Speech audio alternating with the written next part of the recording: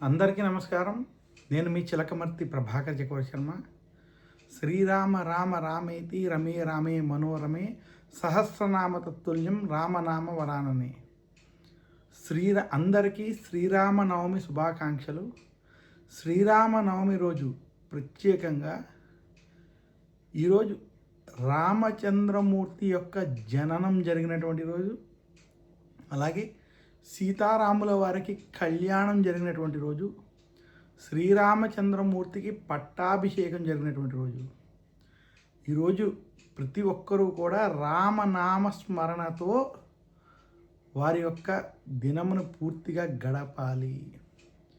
శ్రీరామనవమి రోజు చైత్ర మాసంలో, అందులో చైత్ర నవరాత్రులు కూడా జరుపుకునేటువంటి ఈ సమయంలో శ్రీరామనవమి రోజు తెలిసి కానీ తెలియక కానీ ఆవాసము చేస్తూ రామనామస్మరణ చేస్తూ శ్రీరామచంద్రమూర్తిని పూజించినటువంటి వారికి, ధ్యానించినటువంటి వారికి, కొలిచినటువంటి వారికి రామనామ మహిమ వల్ల వారికి ఉన్నటువంటి కష్టములు తొలగి రాములు వారి యొక్క అనుగ్రహం చేత శుభాలు కలుగుతాయని శాస్త్రాలు తెలియజేస్తున్నాయి.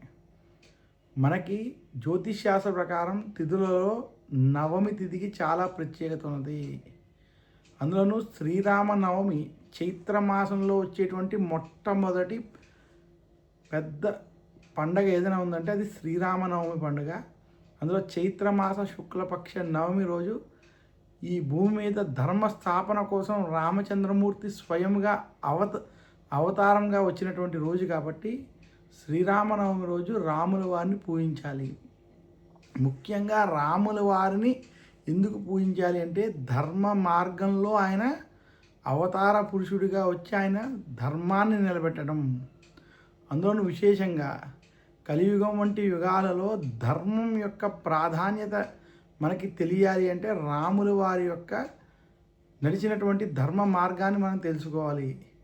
రామాయణంలో స్పష్టంగా ఒక కొడుకు తండ్రి పట్ల ఏ రకంగా ఉండాలి, ఎలాంటి ధర్మాన్ని ఆచరించాలి, అన్నగారు తమ్ముడి పట్ల ఎటువంటి ధర్మంతో ఉండాలి, అలాగే భర్త భార్య పరంగా ఎటువంటి ధర్మబద్ధంగా ఉండాలి, అలాగే తన యొక్క శిష్యులతో ఏ రకమైనటువంటి ధర్మంలో ఉండాలి, అలాగే రాజుగా ఎటువంటి ధర్మాన్ని ఆచరించాలి, ఇవన్నీ విషయాలని రామచంద్రమూర్తి తన యొక్క అవతారంలో స్పష్టంగా తెలియజేయడం చేత శ్రీరామనవమి చాలా ప్రత్యేకమైనది, విశేషమైనది.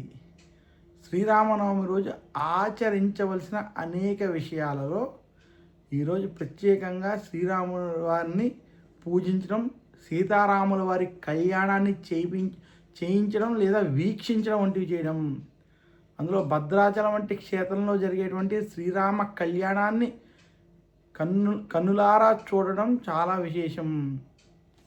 జ్యోతిష్ శాస్త్ర ప్రకారం ఏ వ్యక్తికైనా సమయానికి వివాహం కాకపోయినా, జాతకంలో కుజదోషం, కాలసర్పదోషం, రాహుకేతు దోషాలు వంటి దోషములు ఉన్నా, లేదా వివాహం అయ్యాక భార్యాభర్తల మధ్య మనస్పర్ధలతో బాధపడుతున్నా, స్త్రీలు సౌభాగ్యం కలగాలని కోరుకుంటున్నా, అటువంటి వారు గనక సంవత్సరంలో వచ్చేటువంటి శ్రీరామనవమి రోజు రాముల వారు సీతమ్మ వారి యొక్క కళ్యాణం చేయించినా, కళ్యాణాన్ని చూసినా, దర్శించుకున్న వారికి ఉన్నటువంటి ఆ దోష నివృత్తి జరిగి వారికి శుభ ఫలితాలు కలుగుతాయి.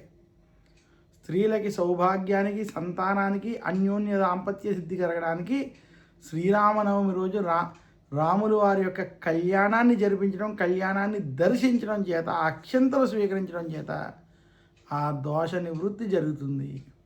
ఇంతటి విశేషం ఉన్నటువంటి రోజు కాబట్టి శ్రీరామనవమి మనకి చాలా ప్రత్యేకమైనదని తెలియజేస్తున్నాను. నమస్కారం. మీ చిలకమర్తి ప్రభాకర్ చక్రవర్తి శర్మ.